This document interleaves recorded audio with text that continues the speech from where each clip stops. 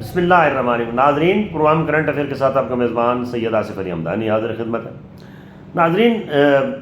دنیا کے سب سے طاقتور جو ملک امریکہ جیسے سمجھا جاتا ہے، وہاں پہ آج ایک بالکل بہت بڑا معجزہ ہوا ہے، اور جو مین ریاست ہے وہاں نیو یارک، وہاں اس کا میئر جو ہے وہ ایک مسلمان، پوری امریکہ کی تاریخ میں ایک مسلمان نوجوان جو ہے وہ وہاں پہ میئر منتخب ہو گیا، جس کی مخالفت ٹرمپ نے سر عام کی، اس کو دھمکایا، جس کے خلاف پوری اسٹیبلشمنٹ تھی، جس کے خلاف امریکہ کا پورا میڈیا زور لگاتا رہا، اور ٹرمپ نے تو اس کو ناپسندیدہ ترین شخص قرار دیا، ممدانی صاحب کو۔ اور وہاں پہ اس نوجوان نے ان لوگوں کے اندر یہ جذبہ پیدا کیا کہ جو حق ہے وہ کیا ہے، اور اس نوجوان نے لوگوں کو موٹیویٹ کیا کہ یہ جتنے امریکن صدارتی سسٹم ہے، یہ سوائے لوگوں کو مروانے کے، بنیادی انسانی حقوق کی خلاف ورزی کے، اور یہ وہاں پہ کچھ بھی نہیں کرتے۔ یہ اقتدار میں ہوتے ہیں تو یہ عوام کے لیے وہاں پہ جو ہے وہ کام نہیں کرتے، بلکہ وہ دنیا کے ممالک کے اندر گھس کے اپنے اربوں خربوں کے جو ڈالرز ہیں وہ لگا کے وہاں پہ بدامنی پیدا کرتے ہیں، اسلحہ بیچتے ہیں، وہاں پہ جو ہے وہ جنگیں کراتے ہیں، اور اس کے عوض جو ہے وہ ڈالرز کا کاروبار کرتے ہیں۔ اس لڑکے نے جو ہے وہ پوری دنیا کو یہ پیغام دیا ہے کہ اب منافقت یا جو اقتدار کی رساکشی ہے وہ چند ایک لوگوں کے گرد نہیں گھومے گی۔ اس نے امریکن عوام کو اس قدر جگایا ہے جس کی ماضی میں کوئی مثال نہیں ملتی۔ یہ جو فلسطین کا مسئلہ ہے، اس کے اوپر اس نوجوان نے تمام پوری جتنی بھی امریکہ کے اندر آبادی ہے، اس کے اندر اس کے جتنے بھی ڈیبیٹس، جتنے سیمینارز، جتنی کانفرنسیں، ریلیاں اس نے وہ لیڈ کی ہیں، اور اس میں اس نے واضح پیغام دیا کہ یہ کون سی انسانیت ہے کہ جناب ایک طرف ہم امن کی بات کرتے ہیں تو دوسری طرف ہماری پالیسی کیا ہے کہ مارو، اور یہ غلط پالیسی ہے، اور اسلحہ بیچتے ہیں، اور یہ جتنا کچھ اسرائیل کر رہا ہے یہ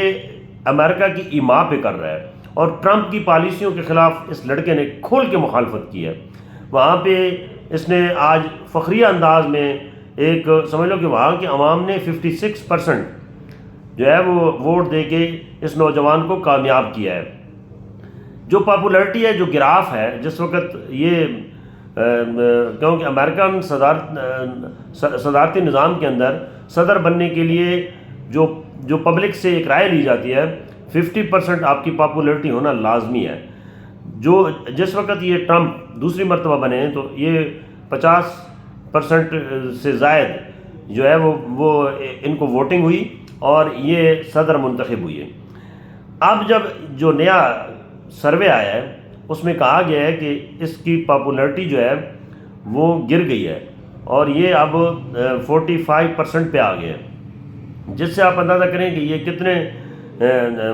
اس وقت ہمارے حکمرانوں سمیت جتنے مسلم دنیا کے حکمران ہیں وہ ٹرمپ کو بہت بڑا کامیاب سمجھ رہے ہیں، اور وہ سمجھ رہے ہیں کہ ٹرمپ دنیا میں امن لائے گا۔ اور خدا کا خوف کریں، یہ ٹرمپ دنیا میں امن لانے کے لیے نہیں آیا ہے، یہ دنیا میں جنگ کرانے کے لیے آیا ہے۔ یہ ایک طرف جو ہے وہ امن کی باتیں کرتا ہے تو دوسری طرف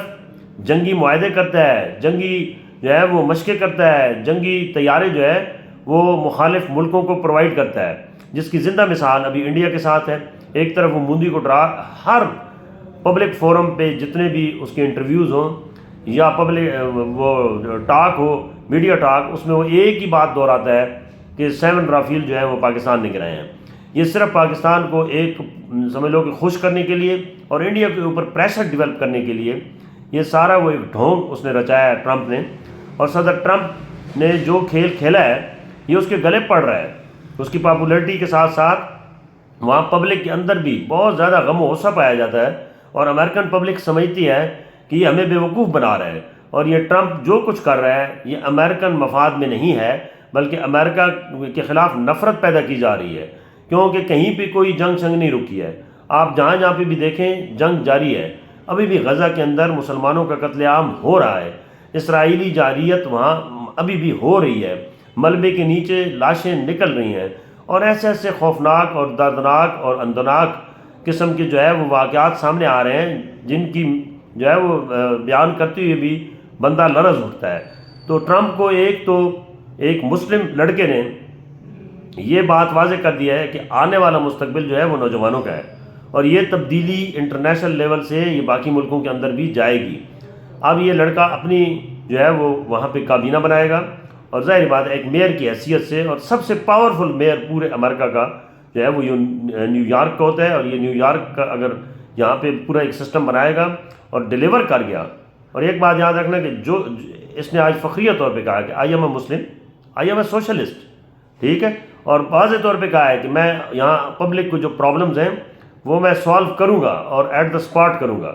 اور یہ بھی کہا ہے کہ مجھے فخر ہے کہ میں مسلمان ہوں اور میں ایک سوشل ایکٹیوسٹ ہوں، ٹھیک ہے، اور ساتھ یہ بھی کہا ہے کہ یہاں پہ ہم جو ہے وہ بلا تفریق لوگوں کی خدمت کے لیے لوگوں نے مجھے منتخب کیا ہے اور میں خدمت کر کے دکھاؤں گا۔ تو نوجوانوں کو بالکل آگے آنا چاہیے، اور یہ مثال ہے ممدانی، اور اس ممدانی کو سارے نوجوان جو ہے وہ لازمی فالو کریں